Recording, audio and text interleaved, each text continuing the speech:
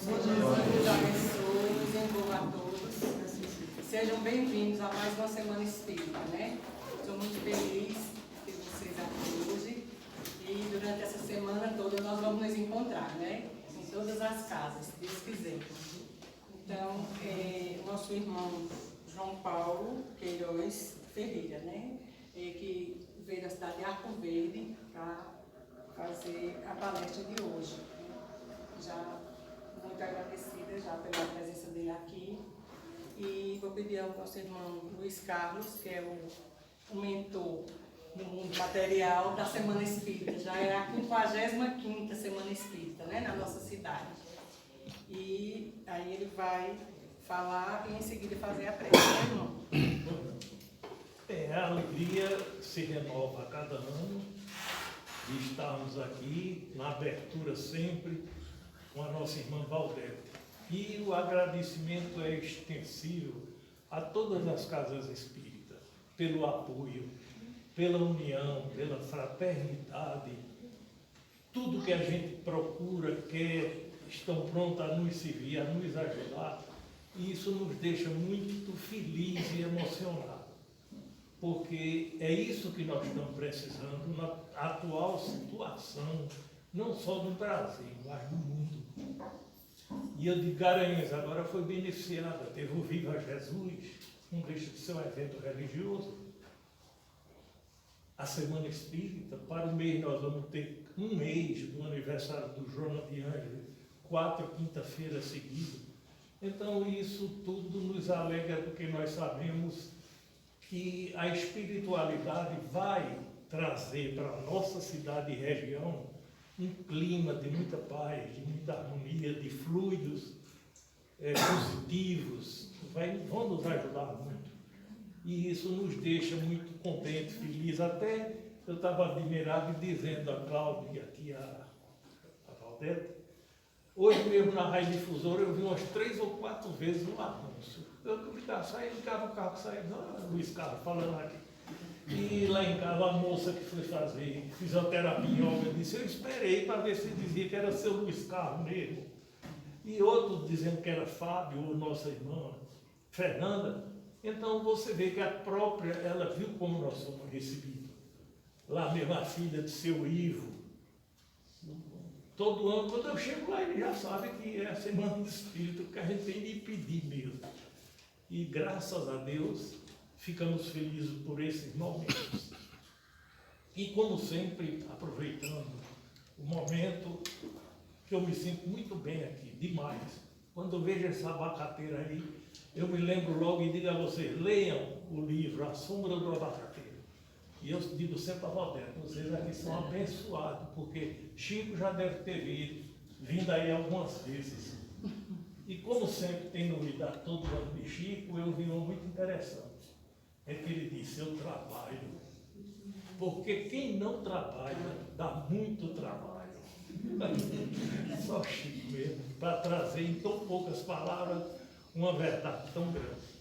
Então, meus irmãos, vamos fazer a nossa prece de abertura, elevando os nossos pensamentos a Jesus, sempre de agradecimento pela felicidade de já podermos entrar nas suas casas e sermos recebidos, com certeza, de braços abertos, e por tantos irmãos nossos desencarnados que participaram dessas semanas espíritas que nós sabemos que nos acompanham nas casas, em todas elas, com muito carinho, com muita alegria e felizes, porque sentem que com muita pobreza ainda espiritual, mas que nós nos dedicamos, nós fazemos o possível para divulgarmos essa doutrina de paz, de amor e de esperança. Então, elevemos sempre no nosso pensamento, hoje, em especial a Chico Xavier, esse espírito sublime, missionário, amigo, exemplo para todos, para que ele nos abençoe, para que ele faça com que tudo transcorra sobre a proteção divina com as suas bênçãos. Que Jesus seja com todos nós, hoje e sempre. Que assim seja.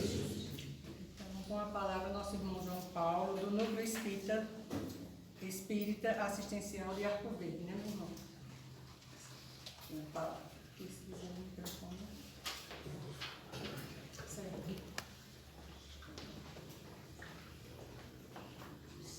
Vai ficar aqui?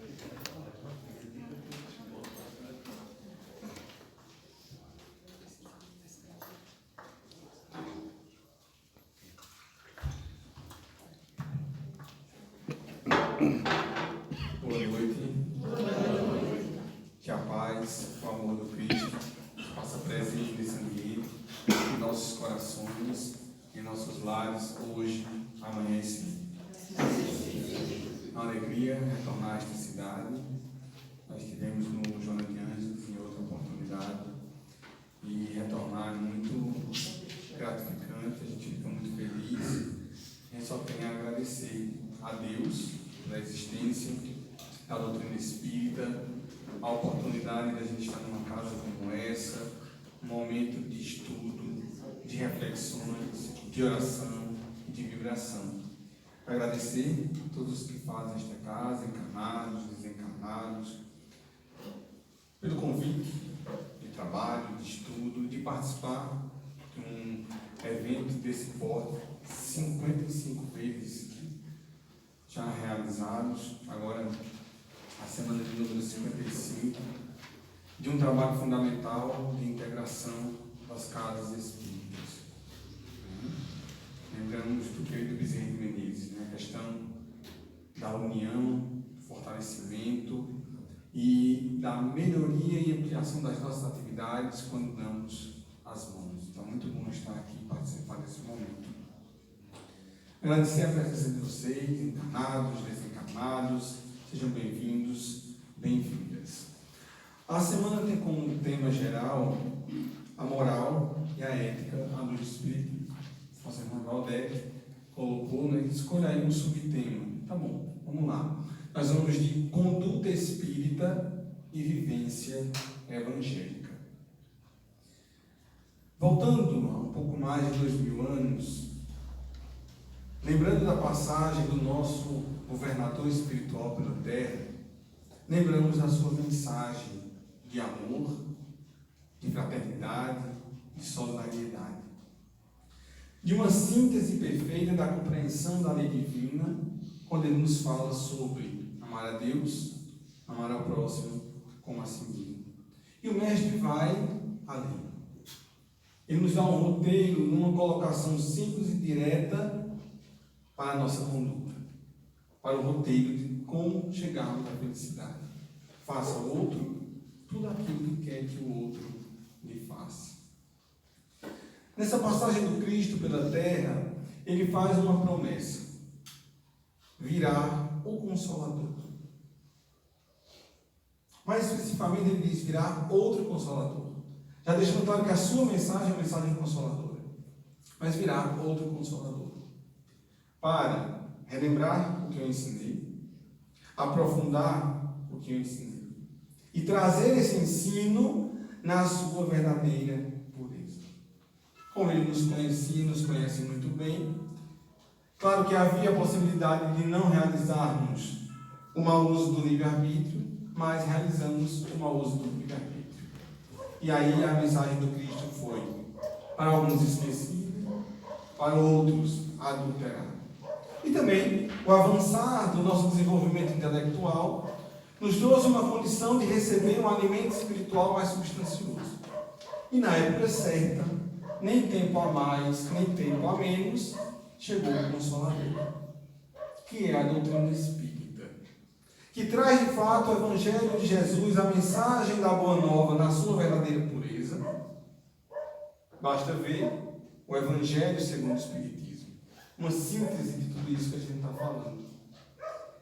Com isso, também relembra esses ensinamentos, sem as adulterações, sem os instintos, sem o que foi retirado, mas a sua pureza. E claro, vem nos permitir uma compreensão mais clara ainda da mensagem de Jesus, que é a compreensão das leis que regem a vida, que regem o universo. E eis então que vem a doutrina espírita, que é uma ferramenta de trabalho em nossas mãos para a vida prática. Portanto, diretamente relacionado com a nossa conduta. Quando vamos observar a definição de espiritismo, nós percebemos o seguinte: doutrina dos espíritos, que nos fala sobre a nossa origem, a nossa natureza e a destinação, porque fala da origem, natureza e destinação dos espíritos, e nós somos espíritos. Fala também da existência do mundo espiritual, da relação constante do mundo espiritual com o mundo material, e aí a parte final da definição é a parte que nos interessa por demais para a conversa de hoje. E fala também das consequências morais da prática de todos esses conhecimentos. Então eu vou entender sobre a minha origem, a minha natureza, a minha destinação. Vou entender dessa existência do mundo espiritual e dessa relação com o mundo material. E esse conhecimento tem um propósito, uma consequência moral, uma educação moral para que possamos modificar a nossa conduta e alinhá-la à lei divina, adequá-la aos ensinos de Jesus e construir a nossa felicidade. Observando também outro ponto que é trazido pela doutrina, é o seu tríplice aspecto. Filosofia, como bem coloca Kardec nas primeiras páginas do Livro dos Espíritos, filosofia espiritualista. Claro que uma ideia diferente, uma compreensão diferente, porque tem outras denominações espiritualistas também, que acreditam que algo sobrevive à morte do corpo físico. O Espiritismo traz isso também, mas traz que não é algo, não é qualquer coisa, mas se nós permanecemos a existir, o corpo físico é que fica. É com todas as clarezas e os detalhes que a doutrina espírita nos permite ter, de dizimar qualquer dúvida, qualquer incerteza em relação à nossa sequência na imortalidade. A gente percebe que filosofia espírita busca saber o questionamento, o porquê, com base científica. E nós vamos trazer o porquê. Mas as provas, os fatos, fundamentados nisso aqui. Filosofia com base científica e consequência, o quê? Para os encarnados. Filosofia com base científica e consequência, vai entender. E os desencarnados respondendo não adianta para mim. Não adianta. Consequência religiosa, consequência para a nossa vida prática, consequência na nossa conduta. Então, na definição, a gente já vê que o objetivo é conduta. Analisando o tríplice aspecto, também observamos que a consequência é conduta. Indo ao Evangelho segundo o Espiritismo, capítulo 19. A fé transporta montanhas. A lição de Kardec vai falar sobre o desenvolvimento da fé, que é a compreensão daquilo que a gente acredita. Uma compreensão tão precisa, mas tão precisa, que a gente sai do crer para o saber. Perguntaram a um espírita: você acredita em reencarnação? Ele deveria responder, baseado nos estudos: não, eu não acredito. Não acredito? Não acredito não. Eu sei da existência da reencarnação, da lei da multiplicidade das existências. O saber é outro patamar, podemos dizer assim. Desenvolver essa fé ao ponto daquilo que Kardec fala no início do Evangelho segundo o Espiritismo: inabalável. Uma fé raciocinada que pode encarar a razão face a face em todas as épocas da humanidade. Uma fé para quê? Eu leio muitos livros espíritas. Olhe, tenho 30 anos participando. Essas 30 vezes que eu participo dessa semana espírita. É muito conhecimento. Eu faço o que do livro que leio? Dessas 30 semanas espíritas que eu acompanhei, eu uso para quê? Naquela palestra, naquele sábado, onde se falou de paciência, eu utilizo para quê no meu dia a dia? Essa fé tem um propósito de vivência. De vivência. Indo ao Evangelho de Jesus, Tiago 2,26, a fé sem as obras é morta. É muito importante o conhecimento. É tanto que a gente está aqui para conversar, para aprender mais. E sempre vamos encontrar isso na casa espírita. Estude, estude e estude. Olha, temos a palestra pública tal dia, temos o estudo tal dia, temos a atividade de evangelho no lar, isso e aquilo. Sempre o estudo. Até uma campanha do quilo, antes da gente fazer, tem a preparação com o estudo. Com uma finalidade. Transformar em obras. Transformar em vivência. Tocando a nossa conduta, o nosso viver. Transformando para melhor. Carta a Pedro, capítulo 1, versículo 9. Alcançando o fim da vossa fé, que é a salvação das vossas almas. Eita, e aí temos um problema. Peraí. Com todo respeito aos nossos irmãos evangélicos, mas ficou parecido, né? Será que tem alguma coisa estranha aí? Alcançando o fim da vossa fé, que é a salvação das vossas almas. Calma. Tem um negócio aí no meio de campo, no meio disso daí. O fim da vossa fé é a salvação? Sim. Mas aí no meio disso tem a conduta. Tem a mudança. Reitero o respeito aos nossos amigos evangélicos. Aceitei Jesus. Estou salvo. Respeito. Mas o Espiritismo traz algo diferente. O fim da nossa fé, a finalidade do conhecimento que adquirimos é a salvação. Aí vem a máxima. Fora da caridade não há salvação. Um conhecimento que me leve a uma vivência, a uma mudança, que é de uma hora para outra? Não. Já tocamos aqui no ponto acerca da reencarnação. Mas também não deve ser assim. Tem reencarnação, fica para depois. Quem quiser fazer é o livre-arbítrio. Não é interessante. Não é interessante. Como também buscar uma perfeição. Escutei agora sobre perdão. Quero sair daqui perdoando todo momento. Também a gente vai ter problemas se quiser essa perfeição de uma hora para outra. É o bom senso que o Espiritismo sempre nos traz. Mas esse esforço para quê? Da fé, a vivência, a conduta e aí a salvação. E aí, exatamente essa condição melhorada. Livro Via de Luz, Emmanuel, na lição 92. Ele pergunta o seguinte: qual a finalidade do esforço religioso em minha vida? Aí a gente pode analisar o esforço religioso de duas formas. A primeira é a seguinte: esforço religioso, a questão justamente, por que trabalhar para se melhorar? Por que trabalhar para mudar, para domar as más inclinações, para retirar de nós as misérias morais? Porque aí a gente melhora, a gente muda a sintonia, a gente muda o padrão vibratório, a gente melhora a nossa condição de equilíbrio espiritual, vai refletir no físico também. Essa questão de mudança de conduta e de padrão é o que vai determinar a minha condição no plano espiritual, de companhias e de ambiente onde eu vou estar.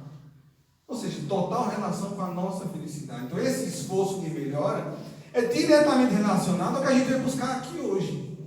Não, eu vim para assistir a palestra. Digamos que tem atividade, não sei se tem, mas eu vim pelo passe. Bom, independente do que foi, a gente veio pela felicidade. E passa exatamente por esse esforço religioso de mudança. E o outro ponto que a gente pode analisar de esforço religioso é esse que vocês estão fazendo aqui agora. Escutar alguém falar por uma hora não é fácil. Alguém que fala rápido, ainda fala fanho, aí a coisa é mais difícil. Da cota de caridade de vocês hoje é maior. Mas sair de casa, vir para cá, poderia estar fazendo outras coisas, nós temos outros compromissos que são importantes. A gente vai falar disso também. O nosso compromisso de conduta e de melhoria, não só aqui na casa do Espírito, mas fora também. Mas a gente fez esforço de estar aqui. E quando a gente soma outros esforços, sentar, estudar, ler uma obra ali de 200, 300 páginas, você está lendo ali, refletindo. O trabalho voluntário de uma campanha, de uma visita, de uma distribuição de donativos. Mas sair de casa, vim para o estudo, escutei a palestra. Qual a finalidade desse esforço? É chegar aqui e dizer, gostei? É chegar aqui e dizer, ótimo, para ele. Pede algo mais. Esse esforço é para algo mais. E é para a nossa vivência. Ajudar o outro, sim. Orientá-lo. Deu espaço, mostrou a necessidade, mostrou a receptividade. Vamos falar da doutrina espírita, sim. Mas aí o principal desse esforço agora é para a gente ter essa ferramenta para dizer, olha, nessa hora, nessa situação, minha conduta precisa ser essa. E aí eu lembro de Jesus, vinde a mim, eu vos aliviarei. Vem comigo que o fardo fica leve. E a gente aqui muita gente está pensando assim, vou com ele, é o seguinte, faça a prece, ele vem, tira o fardo e leva e ficou leve. Ou divide, né? Não. Aí o Evangelho aprende e muda a forma de enxergar, enxergando a realidade. E aí torna o fardo mais leve, porque eu entendo a força que eu tenho, entendo a dimensão real do problema e vou lá para fazer. Então a finalidade desse esforço do aprendizado é a vivência. A gente tem uma ferramenta na mão para viver com mais tranquilidade, mesmo com um problema batendo na porta. Mas vai ter com tranquilidade por quê? Entende o porquê que está acontecendo, a força que tem, como lidar com isso, quando vai passar, quando vai resolver, porque não tem sofrimento eterno. Lidando melhor, mais calma, mais paciência, e aí a gente vai avançando. Tem uma lição no Evangelho segundo o Espiritismo, capítulo 2, que ela resume o objetivo do Espiritismo. E essa lição também vai impactar decisivamente a nossa conduta. É a lição ponto de vista. O objetivo do Espiritismo é que a gente enxergue a realidade. Por isso que o grande inimigo do Espiritismo é o materialismo. Pelo materialismo, nós vamos para um tipo de conduta que a gente tem visto diariamente, batendo na nossa porta, que não dá certo. É uma fábrica, é uma produção de suicídios, de aborto, de violência, de eutanásia e de outras mazelas morais. E aí, quando se passa a enxergar a realidade, se impulsiona. A gente pode até demorar um tempo, não quero, não vou mudar minha conduta. Mas depois muda. Porque compreendemos as duas instâncias do convite, da vivência da lei divina. Uma é o amor, a outra a dor. Não por ruindade de Deus, ou por castigo de Deus. Não, a segunda instância vem porque eu planto. Vem a primeira, eu pego o convite, rasgo, então estou plantando a segunda instância. Para mim mesmo. Aí na segunda, eu vou. Mas aí vamos lá. Materialismo. Em síntese, não tem Deus, não tem vida futura, morreu, tudo acabou. Felicidade é ter o máximo que puder ter e sentir o máximo de prazer que puder sentir. Lembrando que temos aí em média 60, 70, 80 anos por aqui que passam rápido. Todos nós sabemos disso. Todos. Até os mais novinhos que estão aqui têm uma ideia disso. De como passa ligeiro. E aí? Não me interessa se eu vou lhe machucar. É para que eu possa ter as coisas e sentir prazer. Eu vou passar por cima de você. Se eu vou lhe usar para poder ter essas coisas, não me interessa. O problema é seu. Se eu vou cometer um crime ou não, também não tem problema. Se eu puder dar um drible nas leis, humanas, depois não tenho nada, depois o que vem é o nada, então. E é isso que o materialismo provoca. Essa busca desenfreada pelos prazeres e pelo ter, o indivíduo cada vez mais vazio, porque não está condizente com a sua essência, não abre espaço para uma melhoria de conduta, mas sim para uma recrudescência do egoísmo, do orgulho, do apego às coisas materiais, e leva a isso aí que a gente está vendo. A violência, o descaso com outra indiferença. E aí vem o tédio, porque vai descansando, né? Não preenche, não satisfaz, é uma conduta que leva a um vazio. Aí vem ideação suicida, suicídio, loucura. O peso dos problemas da vida ganha uma dimensão absurda. Basta ver como exemplo da partida de um ente querido no plano espiritual.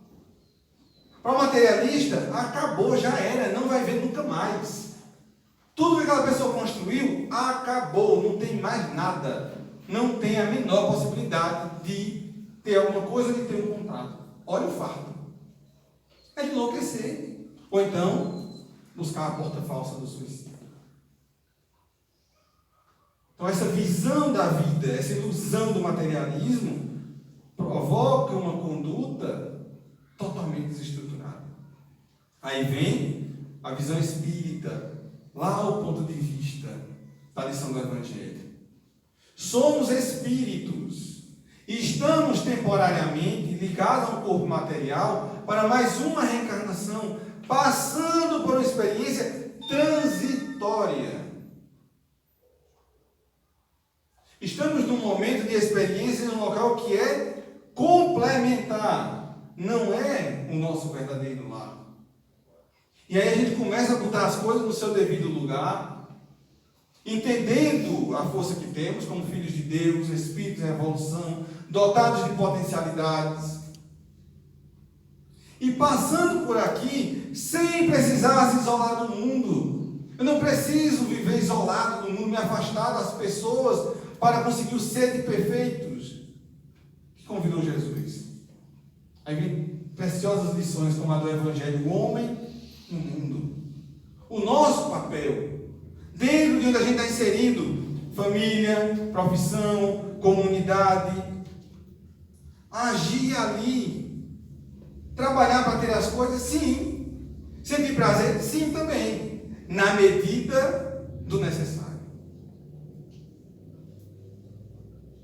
Buscar esse ter e esse prazer sem perder o foco. Nós somos seres espirituais. Para cumprir o planejamento reencarnatório, que todos nós o temos, de crescimento intelectual e moral. Então tudo bem, busca o ter, busca o prazer, busca a qualidade de vida, mas não esqueça de que é espírito imortal. Onde diz André Luiz, no livro Agenda Cristã, o Espiritismo permite que a gente passe por essa experiência, um mergulho no mundo material, mas com os olhos abertos. Aí lembro de Jesus novamente. Desperta, ó tu que dormes. Para que a gente passe por essa experiência aqui, sabendo, olha, é passageiro. Eu sei o que eu preciso fazer aqui. E aí a nossa conduta muda. Voltando ao materialismo. Não há espaço para caridade com o materialismo. Parar para ajudá-la? Não. Aí eu deixo de ter coisas, ou de ter recursos para ter coisas, ou sentir prazer, se vire. É diferente quando eu compreendo a realidade da vida, de que sou espírito imortal. É muito importante dedicar tempo para me ajudar. Porque o sofrimento que eu amenizo em você, o meu também diminui. E volta àquela questão da melhoria, do padrão vibratório, do crescimento espiritual. Olha a beleza do trabalho de Kardec e dos benfeitores. Essa lição, ponto de vista, está em qual capítulo? 2. Porque precisa falar de imortalidade e esclarecer esse ponto de vista antes de falar do resto do Evangelho. Porque se eu não compreendo que sou espírito imortal, o Evangelho não faz o menor sentido. Perdoar, ser bom, ter paciência, cuidar do outro, amar o outro, olhar para o outro. Não. Aí Kardec coloca no capítulo 2 essa compreensão do ponto de vista da realidade das coisas, das leis que regem a vida no universo. E aí, pronto, agora sim, vamos falar de humildade, de bondade, de beneficência, de misericórdia, porque aí realmente tem uma fundamentação para entender porque isso é importante. E aí a gente passa por essa experiência aqui, sem precisar se isolar, a não ser no caso da pandemia, que é necessário por responsabilidade conosco e com o próximo. Mas construindo as experiências, cumprindo nossas obrigações também de ordem material, o ter, mas sem excesso, o prazer, mas o prazer no contexto de quê? De equilíbrio físico e espiritual, de manter o equilíbrio físico e espiritual também do próximo. E a busca do prazer no cumprimento das nossas obrigações muda totalmente a nossa conduta. Então é fundamental a gente ter essa percepção acerca da realidade da vida, e aí isso leva para um outro caminho. E aí a renovação da sociedade. Por isso que o Espiritismo precisa combater a ignorância, no sentido de carência dessa informação. Nós não vamos forçar a consciência de ninguém, não devemos.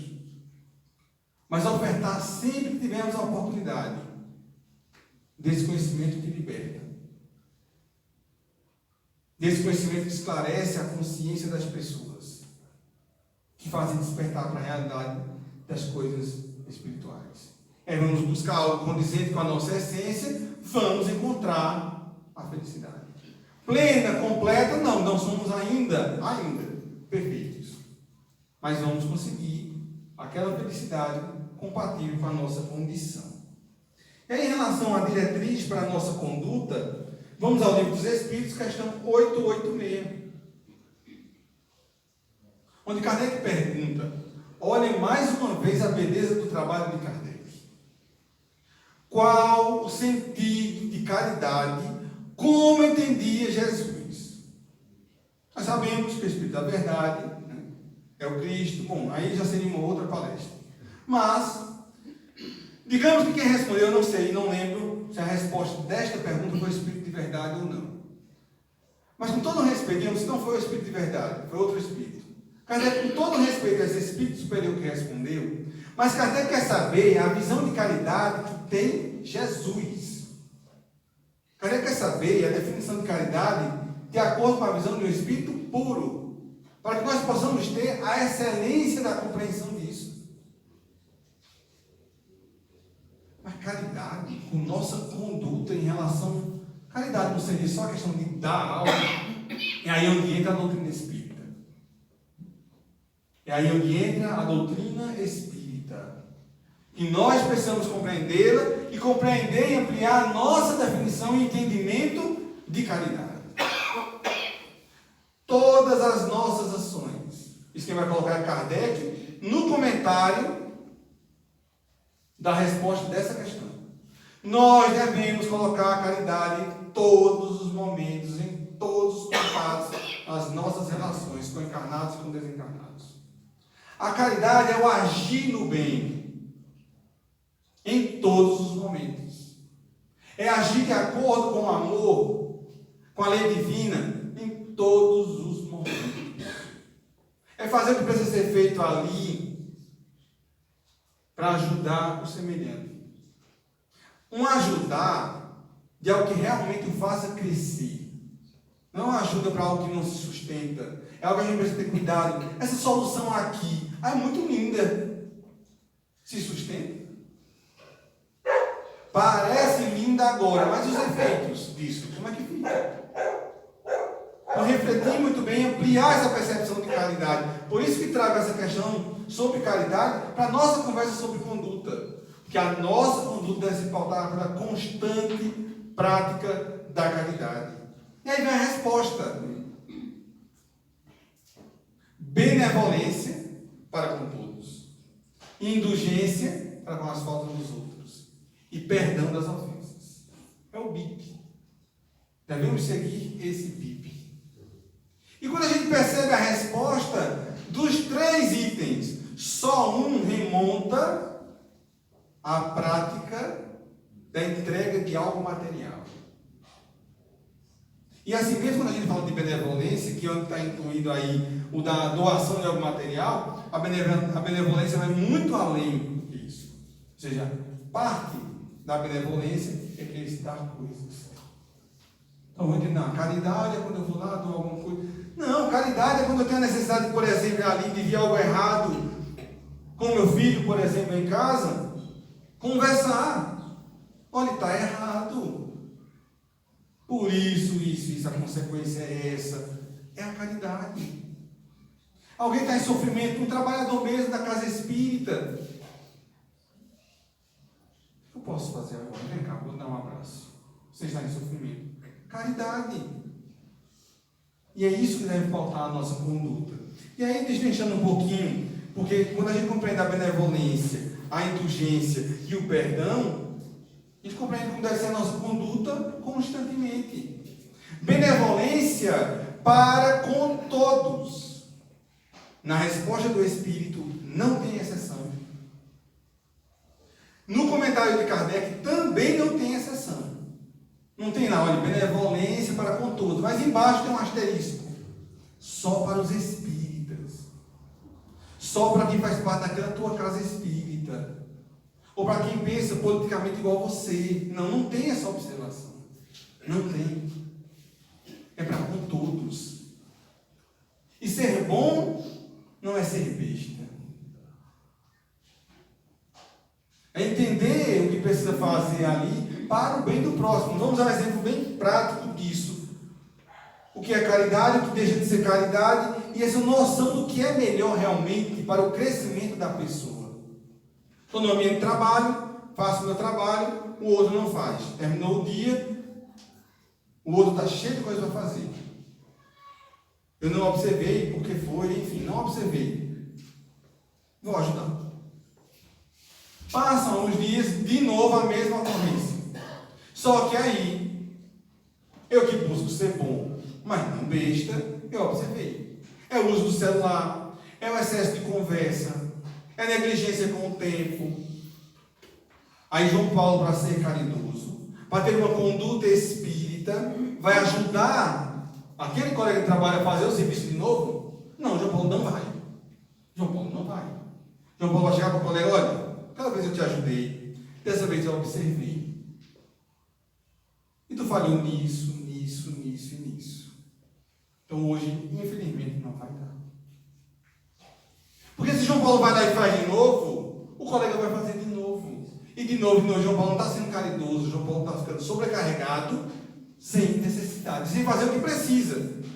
Que é para que o outro ou observe, talvez esteja observando, ou uma vez também está observando, está fazendo de má fé e precisa perceber, olha, vai ficar para você. Porque assim é uma exploração.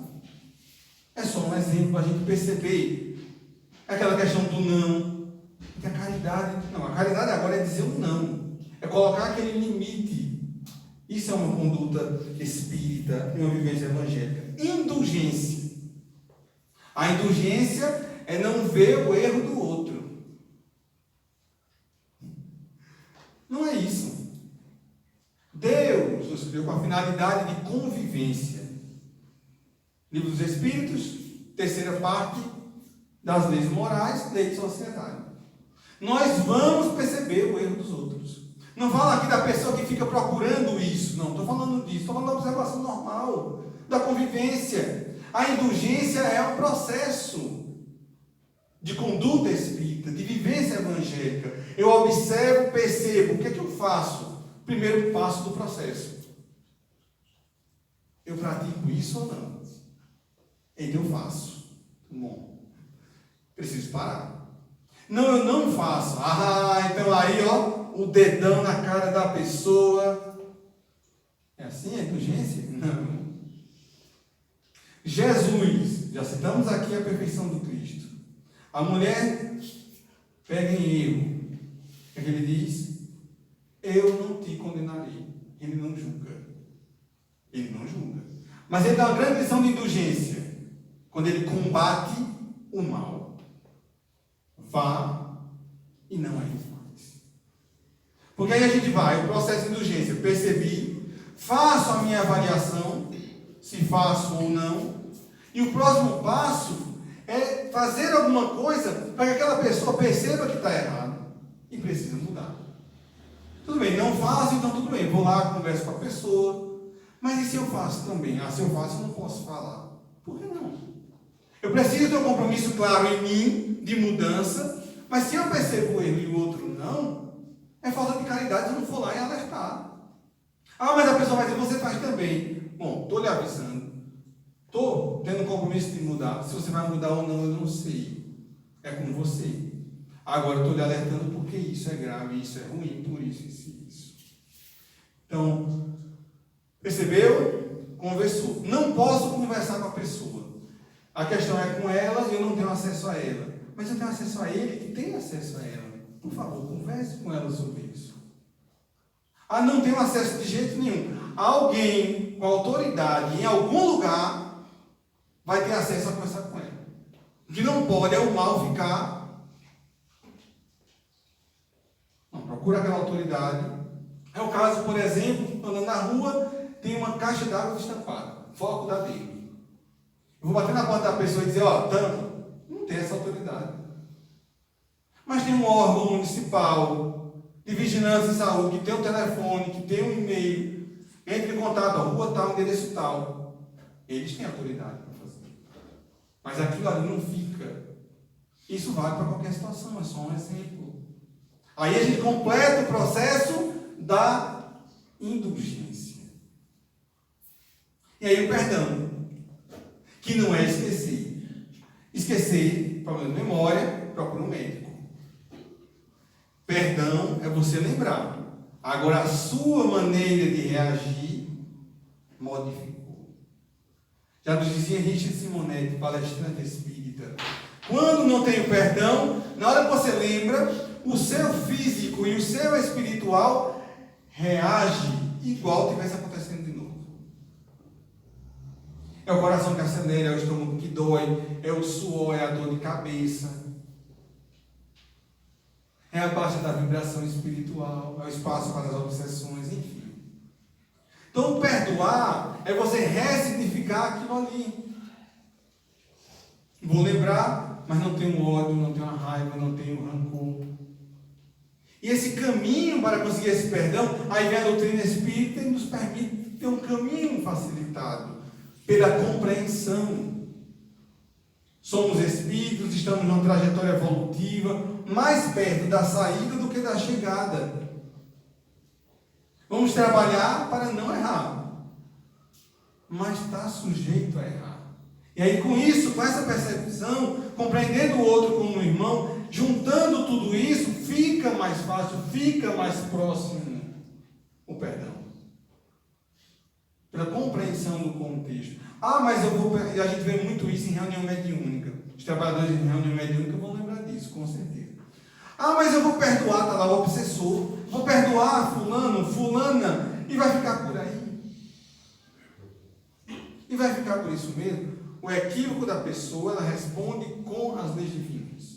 E nenhum espírito, em nenhum lugar, pode trazer para si, olha, eu sou o cumpridor da lei divina aí em termos de punição.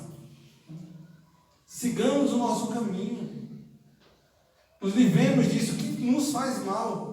O outro vai ficar livre e tal. Ele vai responder com as leis divinas. Eu tenho que ter esse cuidado comigo de me livrar dessa energia, desses sentimentos negativos que estão me torturando e me desequilibrando. E aí o contexto também do auto-perdão.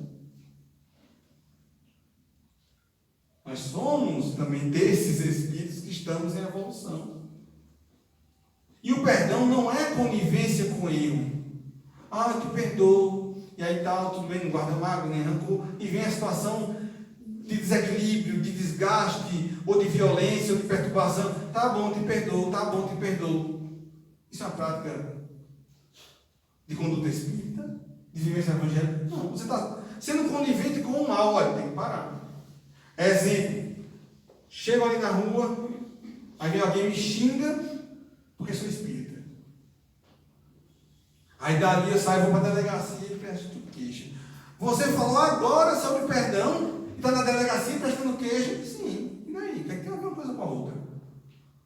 Não sei se eu consigo, por enquanto, ainda, que alguém faça isso e eu perdoe. Não sei. Mas digamos que conseguisse. Mas não tem nada a ver da pessoa responder pelo preconceito com a minha religião. Tem nada a ver. Perdão, se livrar disso, compreender o outro e tal. Mas o outro se equivocou. Ele precisa responder perante a lei. Então, coibir o mal. Essa vivência, ela vai ser transformada, ela vai se adequar ao Evangelho, também através de um processo. Primeiro, conhecimento, que a gente já viu, já comentou, a importância para saber o que fazer e por que fazer. Certa feita, nós temos um estudo virtual no NEASA, do Evangelho segundo o Espiritismo, nas terças-feiras, às 20 horas. E falávamos do capítulo 13 e o item beneficência. Uma pessoa iniciando os estudos e tal, e a gente falava da beneficência, e dava exemplo da campanha do quilo, aquela coisa toda, e a pessoa perguntou: por que vocês espíritas, quando falam de um trabalho de caridade, falam com tanta firmeza, com tanta convicção? E a resposta é fácil: pela compreensão da importância. Não sei se vou para a reunião, não sei se assisto a palestra. Quando você compreende o que acontece aqui, num momento como esse, não tem espaço para se vou ou não vou, estou em condições de ir, tenho espaço, vou, porque eu sei da importância. A motivação. Então, o conhecimento é muito importante para dar esse discernimento. O outro passo é a humildade. Como essa conduta espírita é voltada para o servir, para o auxiliar, para o ajudar ao outro com esse eu cresço, eu preciso da humildade. Porque se tiver orgulho, é o seguinte: eu sou melhor e vocês é que vão me servir. Como é que vai sair alguma coisa daqui para aí? Não vai sair. Nenhuma conduta dentro do Evangelho daqui para aí. Porque vocês são inferiores, eu sou superior e vocês vão me servir. Com a humildade, a importância de cada um. O valor de cada um. E aí, conhecimento, humildade, piedade. Está lá no Evangelho essa lição. Perceber o sofrimento do outro, se incomodar com aquilo, mas não é se incomodar e olha, suma daqui que eu não quero me ver sofrendo. Mas é porque eu quero que você fique longe para eu não perceber. Não é isso.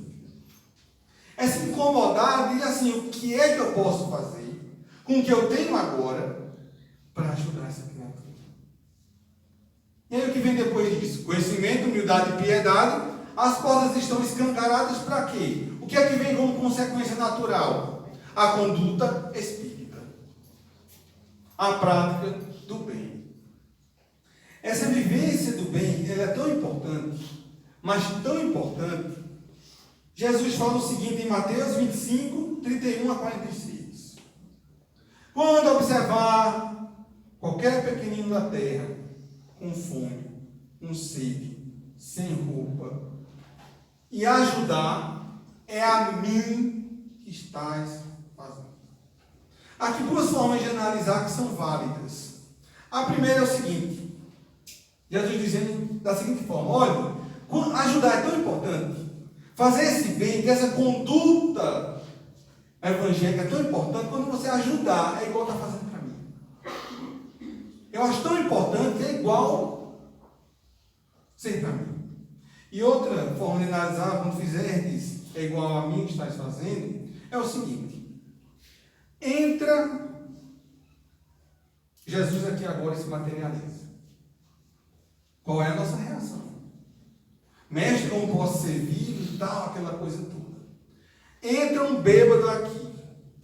Qual é a nossa reação?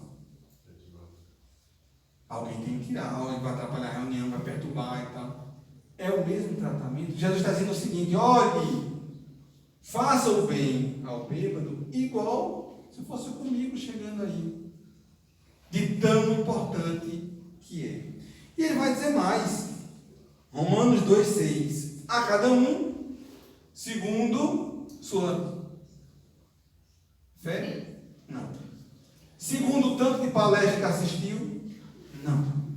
Segundo o tanto de passe que tomou? Também não. Segundo a sua vivência.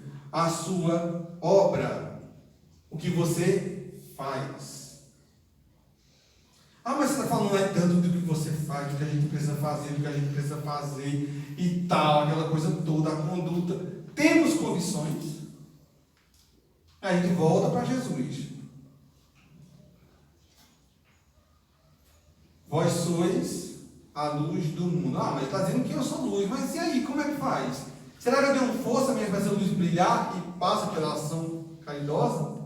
Aí Jesus diz, brilhe a vossa luz. Se ele diz que faz ela brilhar, porque temos condição de fazer ela brilhar. Temos condição de realizar essas coisas.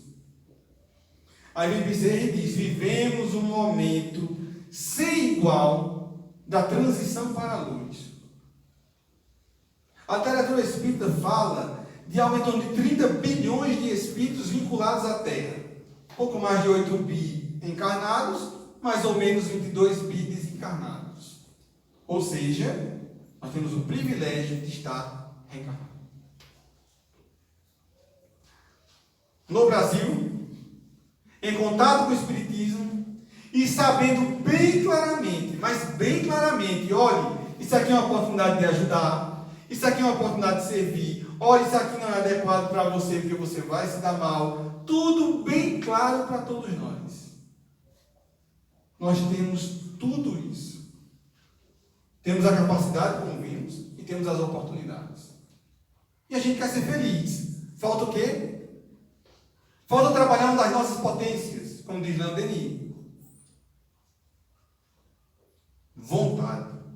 A Kardec vai lá numa questão. Será que conseguimos superar as nossas paixões? Às vezes, sim, consegue. Cadê? O que é que falta então? Vontade. Vontade. E aí a questão dessa prática no bem, sim, tem a questão material. É importante, tem pessoas com fome, tem pessoas com frio, tem pessoas que precisam de remédio. Sim, a caridade material, sim. Mas cuidado, porque tem hora que a caridade material que você acha que faz, não é caridade. Olha como eu sou bom, a pessoa bate na porta, eu dou o pão.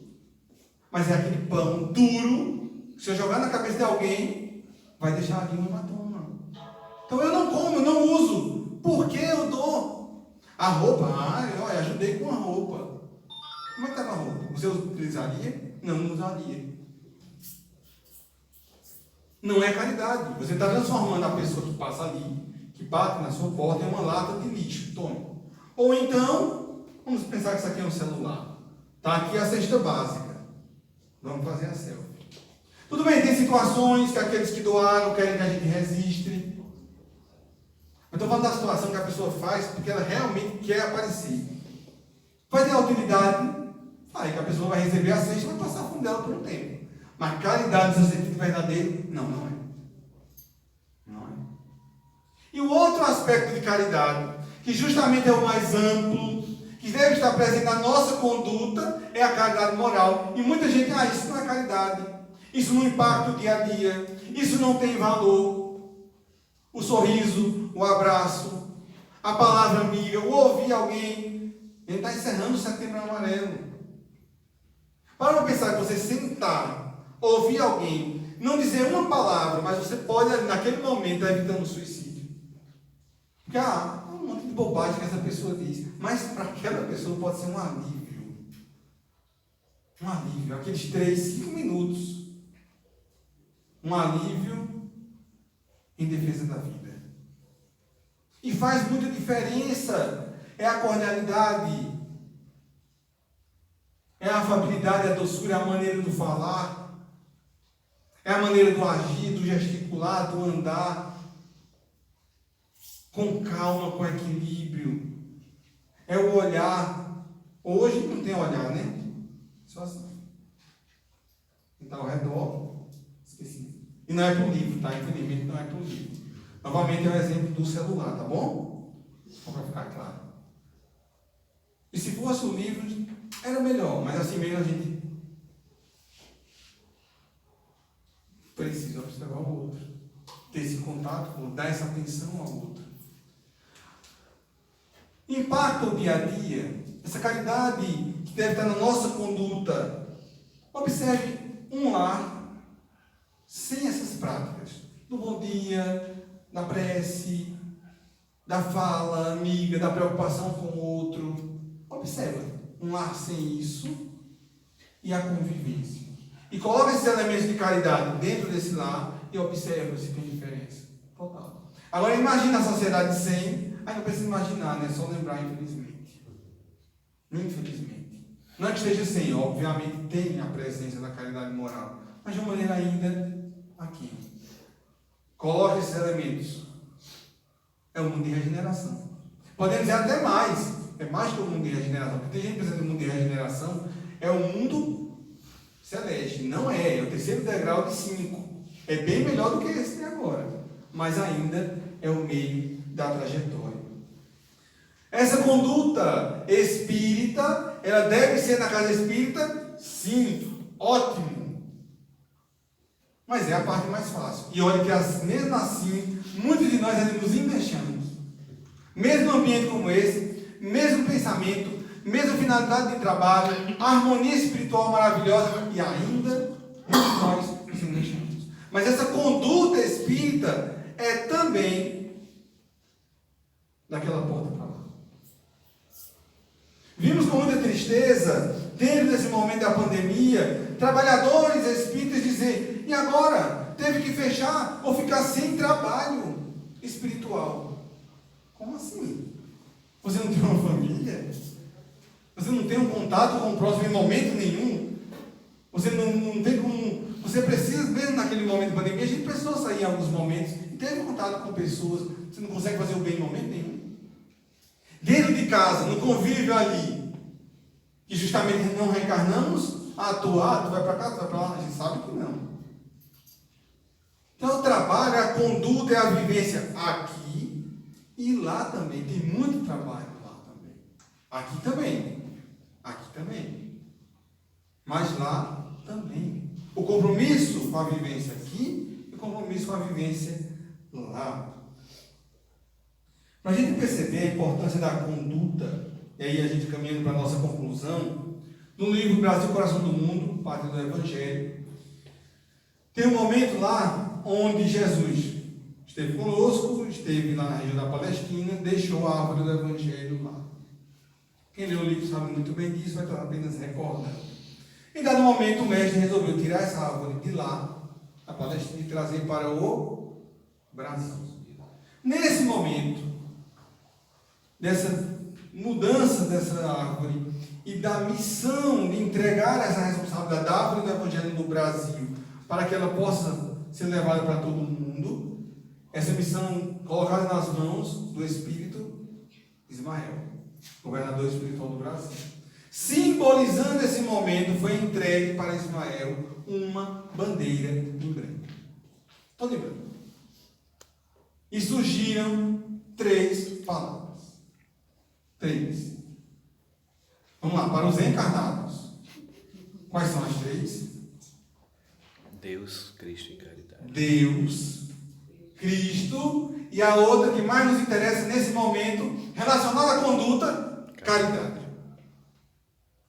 Uma missão como essa, um momento como esse, e aquele momento ali, aquela entrega daquele elemento, daquela bandeira, tem 3 itens. Um dos 3 é relacionado à nossa conduta. E aí, vem Kardec e diz: reconhece o verdadeiro espírita pelo esforço que faz em ser melhor a cada dia. É o cuidado com a conduta. A gente vai estudando, a gente vai aprendendo, a gente já viu essa importância. E a gente vai trazer outro elemento para essa questão da melhoria da conduta: a avaliação. Tudo aquilo que eu faço, eu preciso avaliar. É uma atividade da casa espírita, é minha atividade profissional e também a minha conduta. Que a gente viu do ponto de vista, somos seres espirituais com uma missão para realizar aqui. Eu preciso avaliar como estou espiritualmente também. Eu tenho 1 ano de contato com o espiritismo. Nesse ano mudei alguma coisa? Se a resposta é não, a gente precisa ligar um alerta do tamanho do mundo. 1 ano assistindo palestra, participando de estudo, e eu não mudei nada. E aí, reconhece o verdadeiro espírita pelo esforço que faz em ser melhor. Porque é um condicionamento, é uma proposta de educação espiritual. A gente vai se condicionando com o esforço, com a vivência e vai melhorando. E aí a gente estuda, compreende melhor a realidade, o que precisa ser feito, vai avaliando, isso aqui eu posso um passo a mais. Esse aqui dá para dar 2 passos. Esse agora, por enquanto, só um passo pequenininho. Mas o que é que eu posso fazer? Quando a gente olhar para trás, andou, saiu do lugar. E aí retornar para o plano espiritual, quando na devida hora. E quando chegar lá com o exame de consciência, olhar, volto melhor do que quando eu cheguei. E com isso ajudei muitos irmãos e irmãs no meu caminho, na convivência comigo, também a dar esse passo fundamental rumo à felicidade. Então, meu agradecimento a Deus por esse momento, pela existência dessa casa, meu agradecimento à casa, pela oportunidade de trabalho e de estudo, parabenizar mais uma vez por um evento como esse, de integração, de união das casas, de parceria, e agradecer a vocês também a presença, e que possamos retornar aos nossos lares melhores do que quando aqui chegamos. Muita paz para todos.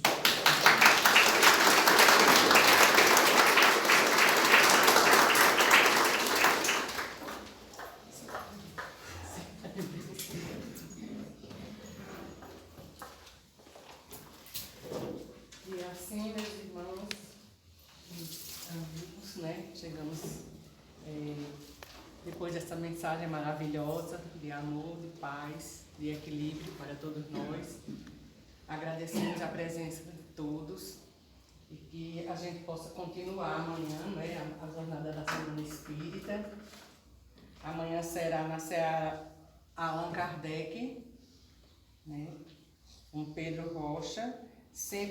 Na segunda-feira, Centro Espírita Paulo de Tarso, com Alonso Filho. Dia 26, Seara Espírita Cristã Nosso Lar, com Camila Araújo. Dia 27, Seara Espírita Caridade, com Lindinei. Dia 28, no sede Joana de Ângeles, Júlio César Ferreira. Dia Irmão 29, do palestrante de hoje. Dia 29, na sexta-feira, no Centro Deus, Amor e Caridade, com Marinalva Almeida. E dia 30, o encerramento na Casa Bezerra de Menezes, com André Luiz, né? Nosso amigo que vem do Recife, maravilhoso também. Então, eu agradeço ao nosso irmão João Paulo, né, pela sua disponibilidade de sair de sua cidade, né, e vir até nós, trazer essa mensagem que incentiva a todos nós espíritas, né, vivenciarmos o Evangelho de Jesus, fora também da casa espírita, né, começando pelos nossos lares e por aí vai. Então, eu agradeço mais uma vez, vou pedir a quem a Rosa fazer a prece, pode ser nossa irmã, encerramento.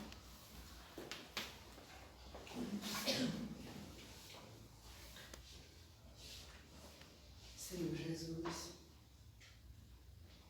como não te senti nesse momento tão favorável às nossas almas, tanto no plano material como no plano espiritual. Viemos aqui realmente, Jesus, a aprender a continuidade da vossa doce voz em nossas consciências tão precisadas de nos decidirmos, Senhor. Porque a nossa evolução se faz necessária. E além da evolução, Senhor, não podemos ficar no amor sem ação. Ele tem que ser desenvolvido nas nossas obras. E a vossa doce voz nos convidando ao trabalho. Sim, Senhor. Da reforma íntima, da evolução, vai às obras. Que as nossas oportunidades que sempre chegam, não deixemos o vento levar. Porque os espíritos superiores e humildes, e que ajudam a cada um de nós nesta morada, já são exemplos suficientes para nós darmos atenção a esses exemplos, Senhor. Muito obrigada. E essa gratidão não fica só no muito obrigado, Jesus. Porque o Senhor também há de falar. Eu preciso de trabalhadores. Eu preciso de colaboradores. E conto com você. Nos ajuda, Senhor, com muita humildade de obedecer nesse convite. Por isso e por tudo e por muito mais, nós nos entregamos a Ti. Saímos daqui com a alegria de viver, destemidos, com a nossa fé acrescentada, diante desses momentos de decisão, de fé, de caridade, de amor e de paz. Passamos a palavra à nossa irmã Valdete, que depois de encerrar esse momento maravilhoso, desejando a todos muita paz. Muito obrigada, boa noite a todos, que Jesus nos abençoe.